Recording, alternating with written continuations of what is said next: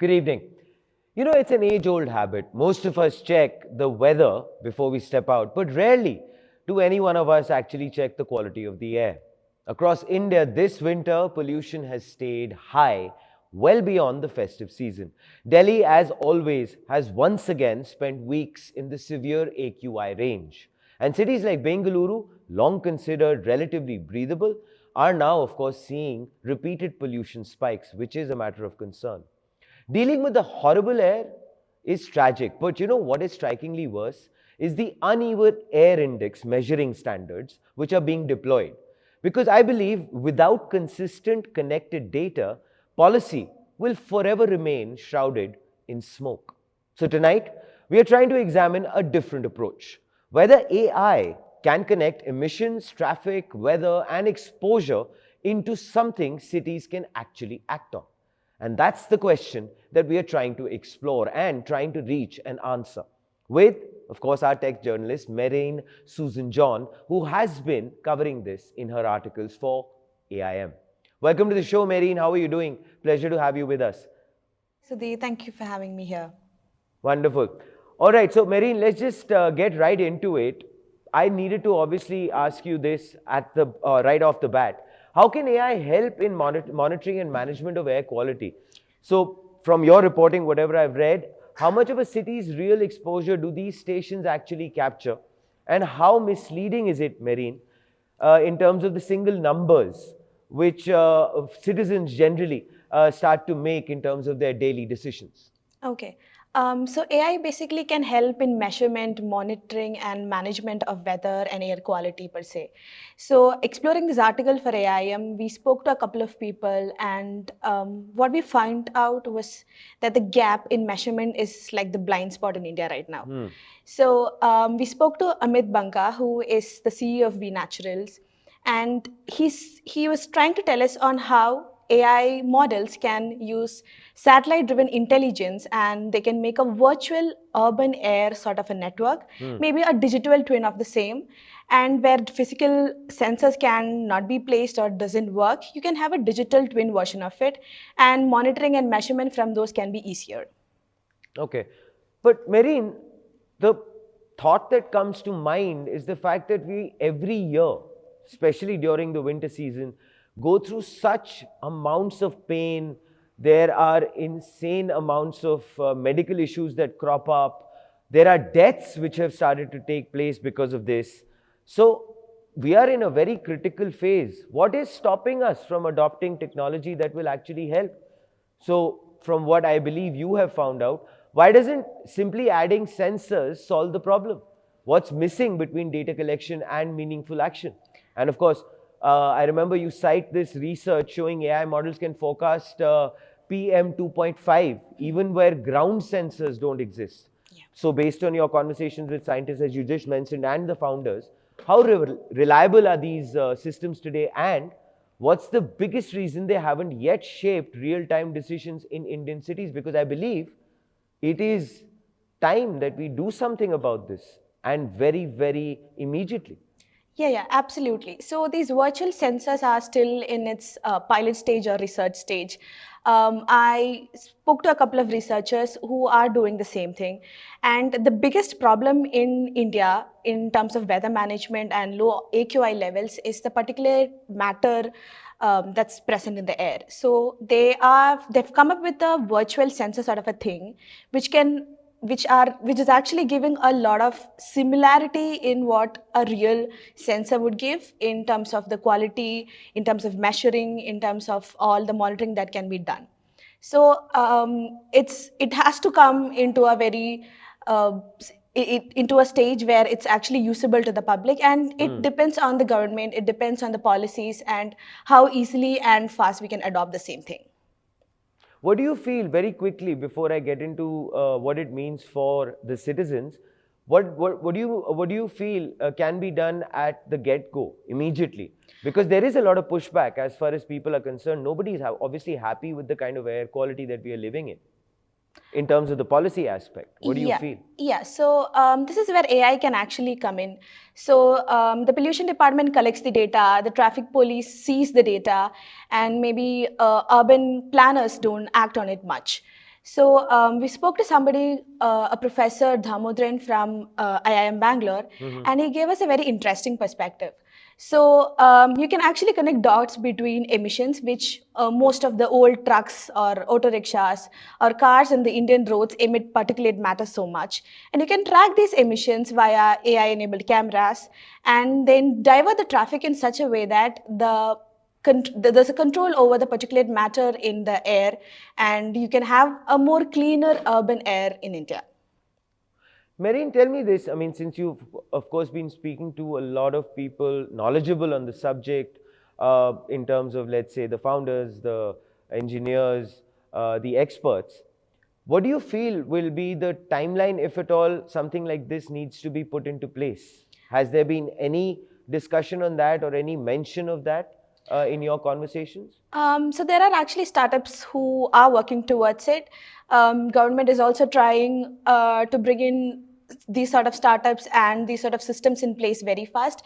Maybe in a year or two down the line, we can see these AI-enabled cameras working and actually navigating the traffic and maybe helping monitor and measure the amount of pollution or the increased AQI levels on, give people alerts on the AQI levels, on how should they go about it, how should they plan their week or day, or even a month ahead in terms of all the pollution out there maybe.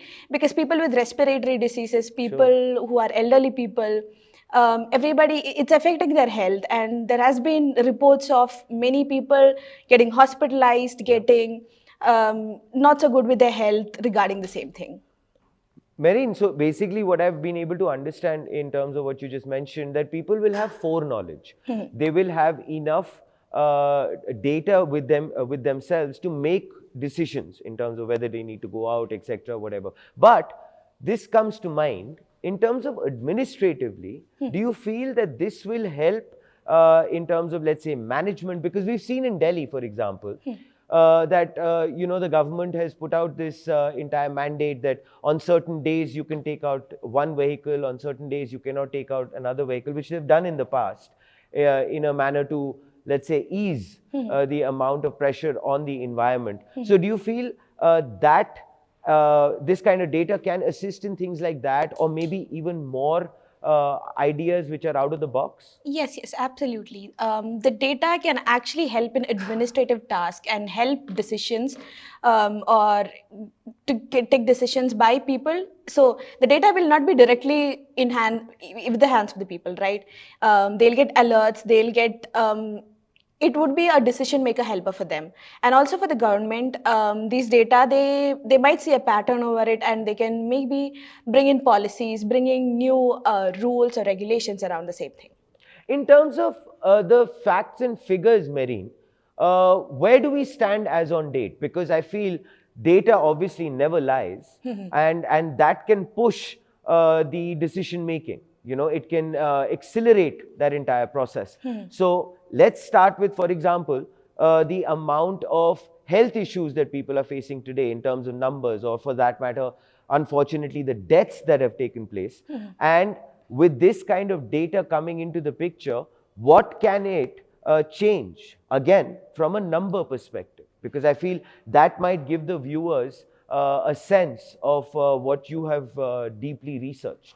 Okay, so AI cannot completely solve the problem. So a couple of months back also, I did a story on why AI models can't traditionally forecast yet completely. You need a traditional system also to forecast, and AI can be an aid for that.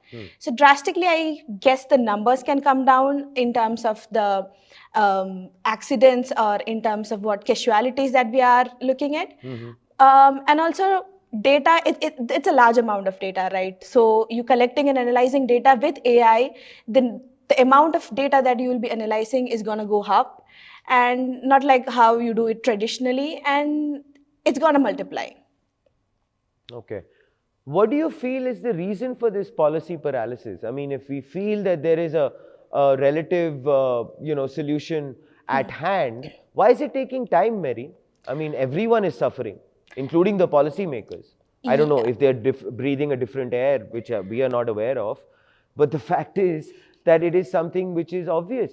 Why are we waiting?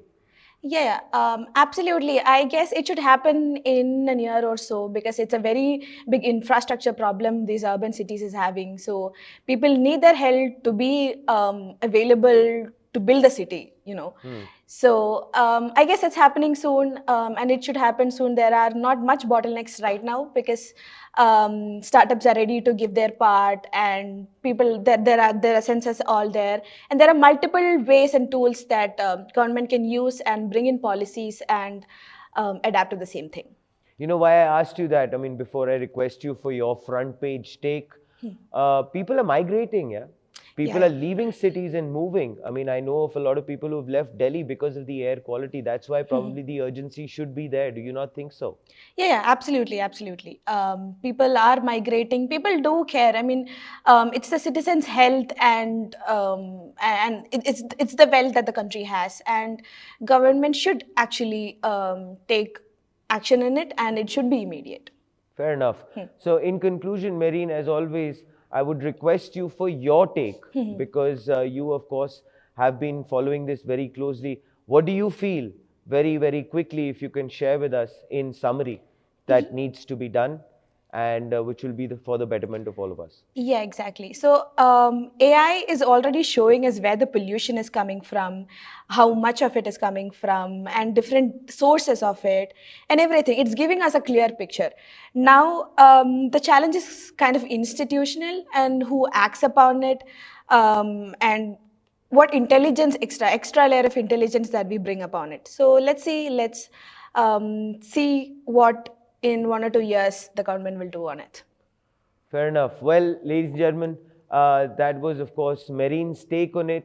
At front page, we believe that I think the time has passed for us to still ponder over what needs to be done, and we need to act on it as quickly as possible. If AI is there and is assisting in us trying to experiment and reach some sort of a solution, I believe we should not wait for another year or two. Let's get into it.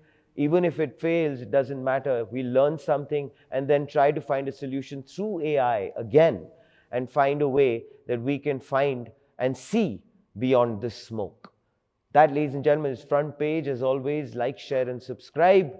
And always remember, as I say, think AI, think AIM.